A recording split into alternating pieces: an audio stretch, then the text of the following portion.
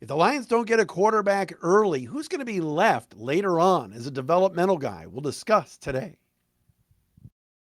You are Locked On Lions, your daily Detroit Lions podcast. Part of the Locked On Podcast Network, your team every day.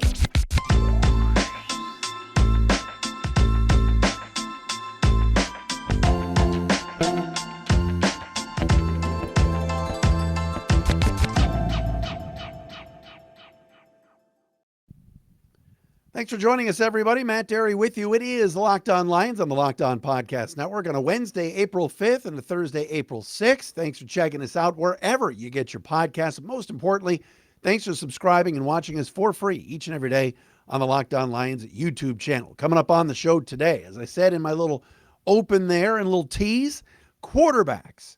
Everybody's talking about the big names, Bryce Young, C.J. Stroud, Will Levis, Anthony Richardson, even Hendon Hooker's name has come up. But who could be there for the Lions a little bit later on if this organization finally drafts and stashes a young developmental quarterback, maybe in the later rounds? We'll get into that today coming up on Locked On Lions. Also today, a mock draft from our friends at the Draft Network that came out today.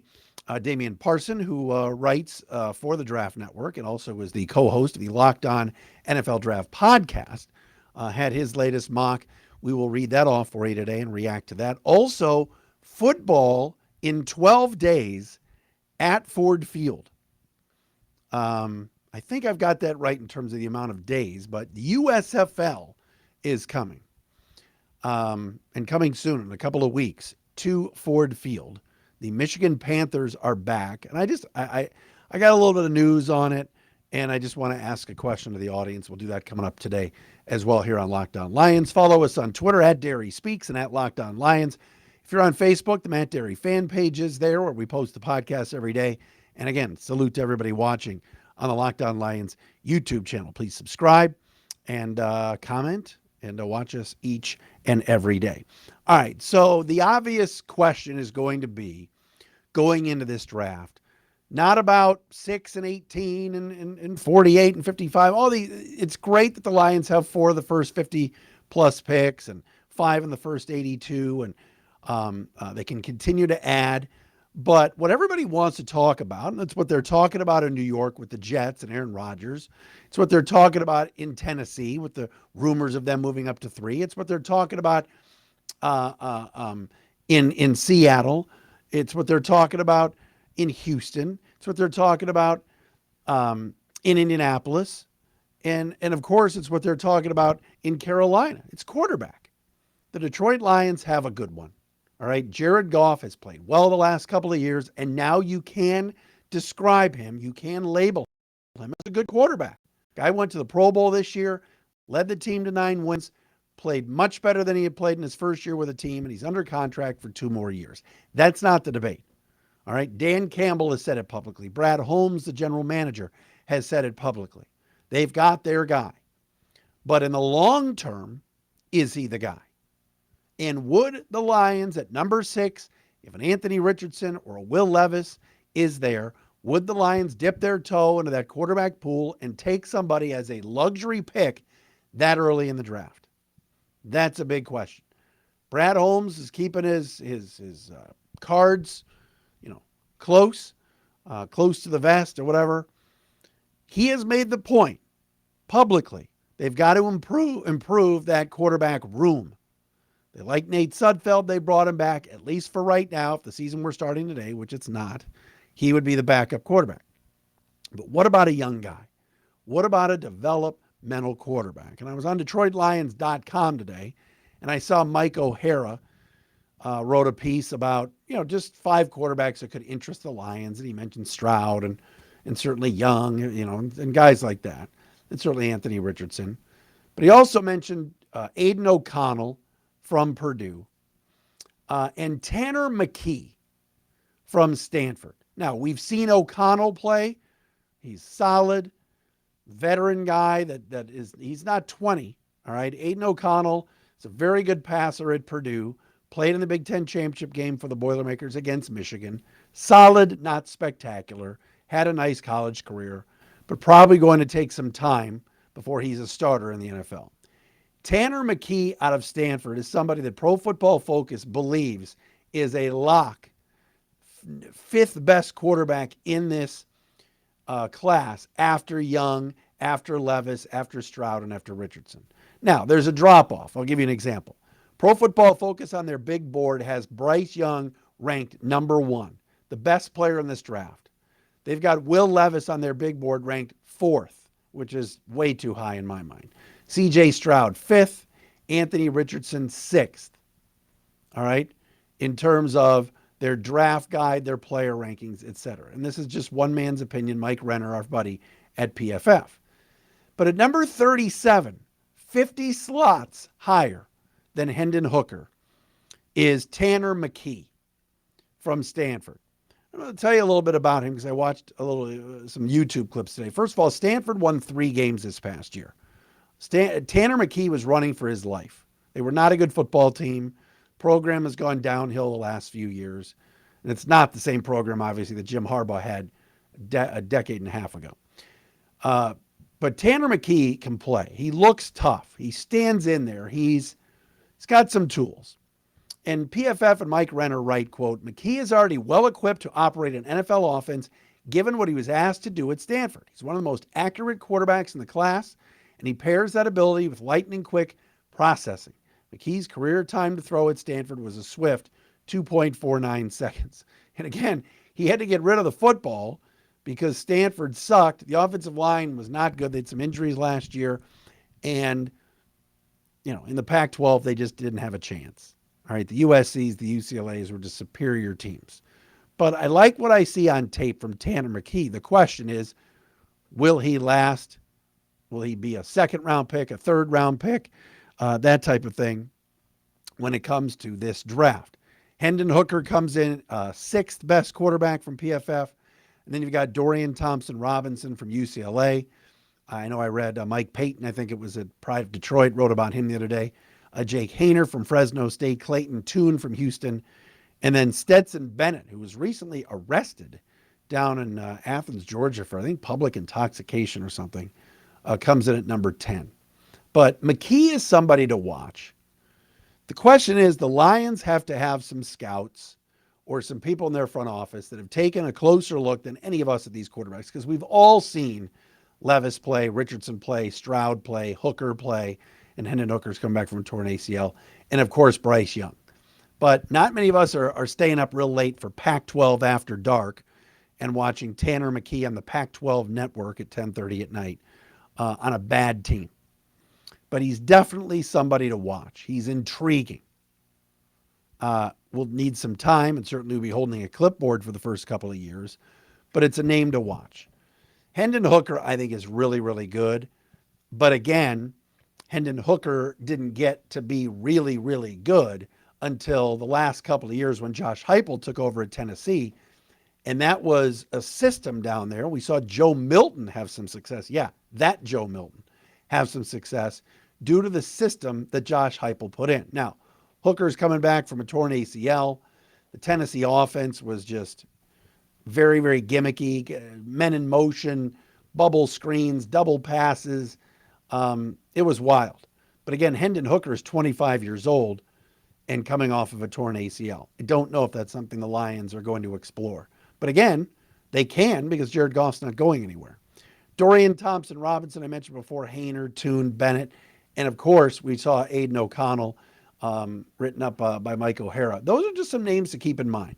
I think like Aiden O'Connell in the 5th round, late, where you can get him and develop him, is going to come in and work hard. A captain at Purdue, was the face of the franchise there at a basketball school, albeit they always flame out in the NCAA tournament, but that's another topic for another time. But that's another name to watch. It's somebody that's got good size. O'Connell's almost built like a lineman, the way you see him back there with those giant shoulder pads, but not going to run, not going to be explosive. And that will keep him from being, he may end up going 6th round, 7th round. This day and age of quarterbacks, move, scramble, escape, the Justin Fields of the world and stuff like that. And I'm not so sure that's Aiden O'Connell can move a little bit, but That's just a name to keep in mind. But those are some of the guys that are out there. But definitely keep an eye on Tanner McKee. I'd love to be a fly on the wall in Allen Park and know what they think about him. All right, coming up next, we got a mock for you that we want to talk about from the Draft Network. And here we are, folks. Baseball is in full swing. You got NBA playoffs coming up. You got NHL playoffs coming up. No better place for all the action and betting on the action than at FanDuel, America's #1 sportsbook. That's because right now FanDuel is giving new customers a no-sweat first bet up to $1,000. It's up to $1,000 back in bonus bets if your first bet doesn't win. Just go to FanDuel.com/lockedon and sign up today to claim your no-sweat first bet. Then you can wager on everything. All right? We mentioned yesterday, FanDuel's got the Lions over-under at 9.5 wins. Put some money down on that right now at FanDuel.com/lockedon. You can get that no-sweat first bet up to $1,000 when you join FanDuel today. Again, FanDuel.com/lockedon to sign up. Make every moment more with FanDuel.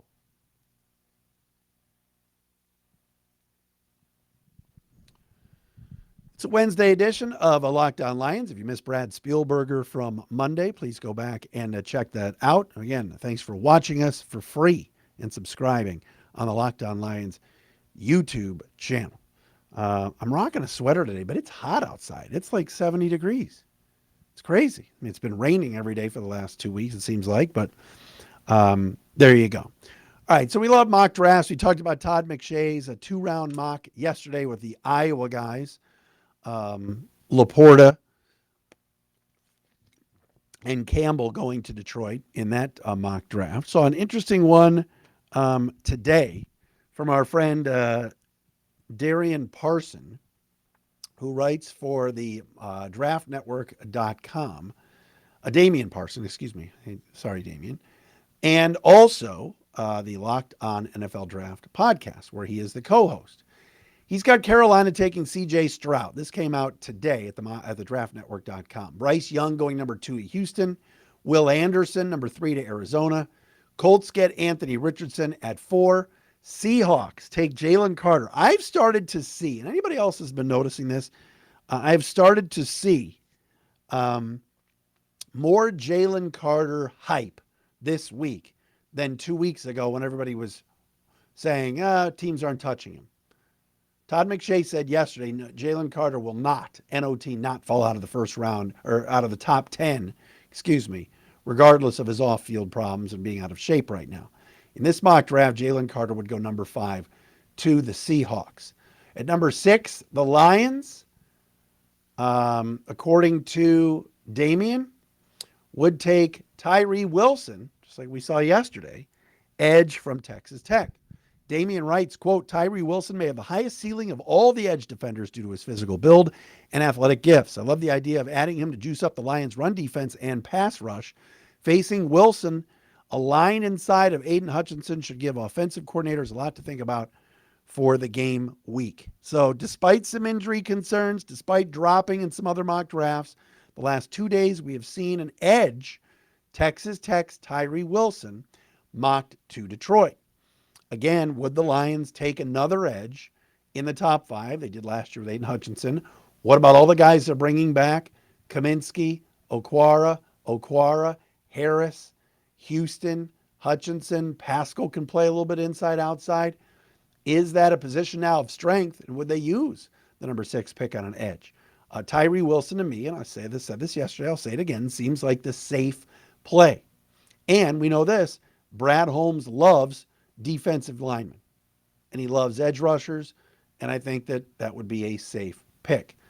Will Levis would go 7 in this mock draft to the Raiders, Christian Gonzalez 8 to Atlanta, Miles Murphy 9 to the Bears, and Nolan Smith, the edge from Georgia, 10 to Philadelphia. Fast forward down to number 18, and the Lions were at Devin Witherspoon's pro day today. Dre Bly was there. Witherspoon going 16 to the Commanders, Joey Porter 17 to the Steelers, and the Lions at 18 in this mock draft from the Draft Network and Damian Parson would take Deonte Banks, the cornerback from Maryland. Quote, defensive coordinator Aaron Glenn needs as much help as possible. The defensive secondary needs a boost, And Deonte Banks is a great fit. Banks has the height, weight, and explosiveness to live on an island at the NFL level. End quote. Now, in this mock draft, Pete Skoronski goes 19, the next pick, the tackle from Northwestern, to Tampa Bay. If Pete Skoronski is there at 18, I'm not taking Deonte Banks. And don't get me wrong, I like Banks. And, it's been talked about that come next season, the only cornerbacks under contract are Cam Sutton and, oh my gosh, why am I drawing a blank all of a sudden on the 7th round pick? And Lucas.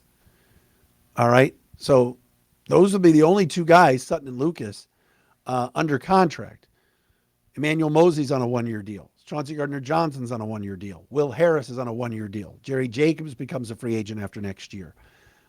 Jeff Okudah could be let go if they don't pick up his 5th-year option, which they won't. So he would be an unrestricted free agent. So Chase Lucas and Cameron Sutton would be the only Lion cornerbacks under contract in 2024. But I just don't see Detroit going corner anymore because they're loaded there. Now, you can never have enough corners. I get that. But right now, like Okudah, who was the number 3 overall pick just years ago, and they're still high on, at least they say, is really your number 6 cornerback right now. Behind Sutton, Mosley, Johnson, Jacobs, and Harris. Will Harris, they love. And in a tight spot right now, I think they'd put Will Harris on the field before they put Jeff Okudah on the field. That's just me. So Pete Skoronski is there at 18. I would take him, and that could be your future left tackle, left guard, right guard from Northwestern. I would be stunned if he slid all the way to number 19 like he does in this mock draft. I don't want to spend a ton of time on this, but this is also a 2-round mock, and he's got the Lions at 49, taking Sam Laporta, the tight end from Iowa. And then at 56, Jack Campbell. He's got the Lions making a trade. The Lions taking Jack Campbell, the linebacker from Iowa. So yesterday we saw Campbell and Laporta. Today we see Campbell and Laporta, although flip-flopped from McShay's mock draft. So 2 days in a row, we're seeing the Lions taking Sam Laporta, the tight end from Iowa, and Jack Campbell, the linebacker from Iowa. Very interesting. We're going to have USFL football coming up here in a couple of weeks at Ford Field.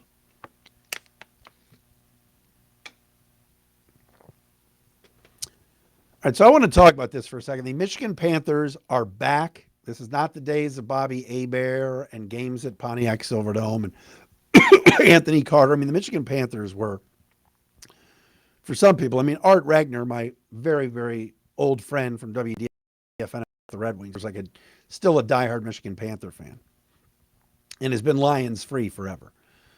But they're going to be playing in a few weeks down at Ford Field. Last year they played, down in South Carolina, North Carolina, something like that. The whole league was down in one place. Alabama. Now there are some teams going to be hosting some games, and the Ford Field will be the host to Michigan Panther football. Number one, is anybody paying attention? And are people going to go down to, I haven't heard much buzz about the Michigan Panthers, but are people going to go down to watch USFL football? I saw tickets as low as $10. Are people going? I don't know any of the players yet. I haven't seen really any stories about this yet, but I'll have to check it out. And the Panthers are going to be on the radio. WJR 760 is the radio home of the Michigan Panthers. So if you're driving anywhere, you're going to hear these games because that's a monster signal. The former home of the Lions is now the radio home of the Michigan Panthers.